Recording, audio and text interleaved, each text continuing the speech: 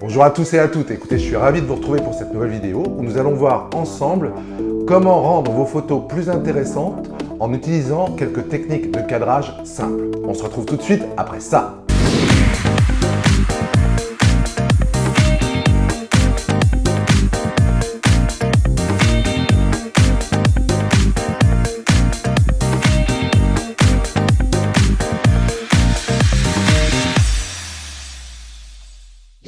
Alors bonjour, je m'appelle Jérôme, je suis un des cofondateurs des Bubbledome Village, hébergement insolite sur l'île de la Réunion. Je dirige une agence de web marketing spécialisée dans la communication pour les gîtes et les hébergements. Alors un des premiers points que je voulais voir avec vous, c'est l'importance du cadrage lorsque vous prenez une photo pour votre gîte ou pour votre location saisonnière.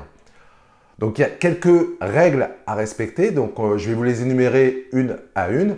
Donc la première, c'est vraiment d'essayer de soigner ce qu'on appelle la composition, c'est-à-dire quel sujet, quel est le thème de votre photo, ce que vous voulez mettre en avant. Alors une autre des règles importantes à respecter, c'est de bien vérifier l'exposition. Donc qu'est-ce que c'est que l'exposition? C'est la lumière. Donc il ne faut pas que le sujet soit trop éclairé, sinon votre image va être cramée. Et d'autre part, essayez d'éviter les contre-jours, à moins que ça soit un effet artistique que vous voulez donner à votre photo.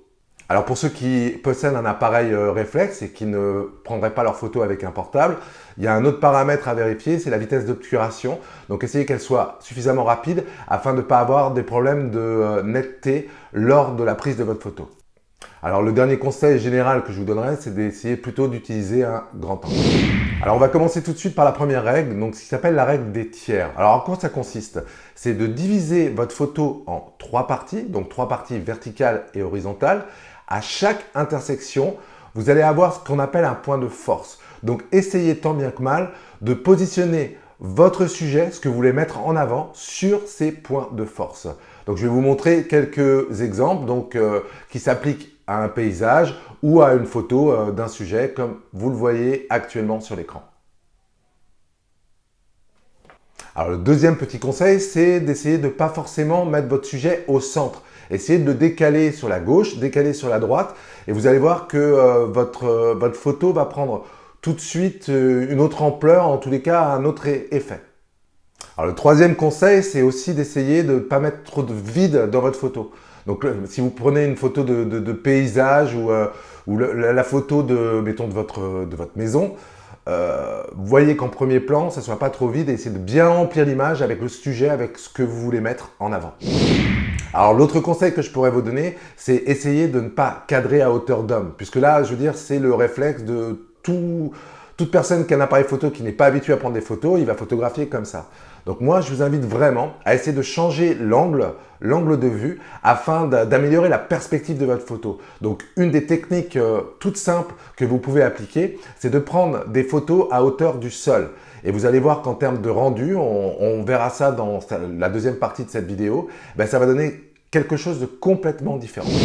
Alors la quatrième astuce aussi, c'est surtout quand vous photographiez un paysage, essayez de garder l'horizon droit, donc avoir le plus possible votre photo droite.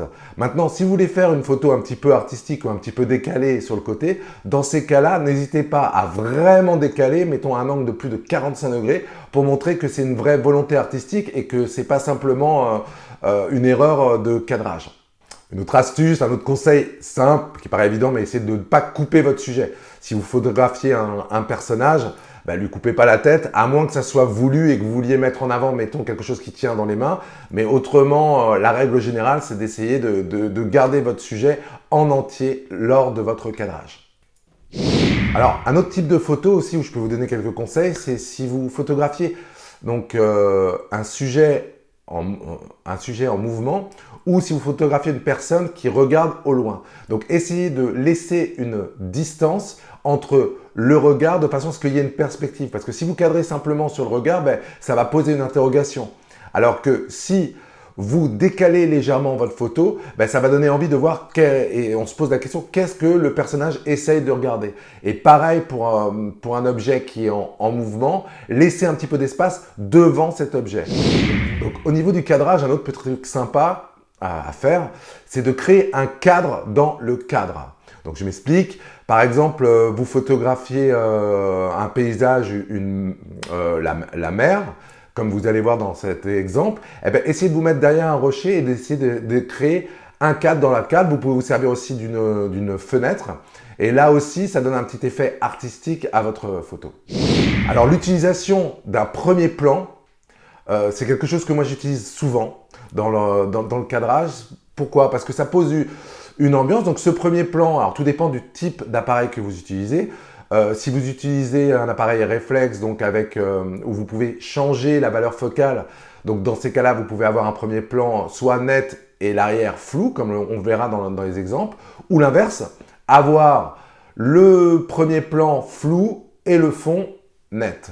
Après, si vous n'avez pas forcément un appareil photo réflexe et que vous photographiez par exemple avec votre téléphone, c'est possible. Bon, maintenant, il y a ses limites, sachant que la focale est beaucoup plus petite et beaucoup plus restreinte. Donc dans ces cas-là, pour faire un premier plan, le premier plan, vous allez devoir vous approcher vraiment de très près. Mais c'est quand même jouable avec un portable. Donc le mot d'ordre quand vous faites le cadrage pour vos hébergements, c'est d'essayer d'être créatif, de vous amuser, faire des essais. De toute façon, avec maintenant les appareils numériques, vous pouvez prendre 50 photos et peut-être sur ces 50 photos, vous n'allez en utiliser que 2 ou 3. Mais en tous les cas, ce que je vous conseille, c'est premièrement, effectivement, de changer votre angle de prise de vue. Donc le sol, c'est quelque chose qui fonctionne très bien. Vous pouvez utiliser la contre-plongée. Ensuite, donc, bien évidemment, vérifiez votre exposition avec les lumières, donc s'il y a des zones d'ombre ou pas. Donc des fois, ça peut créer aussi un effet artistique.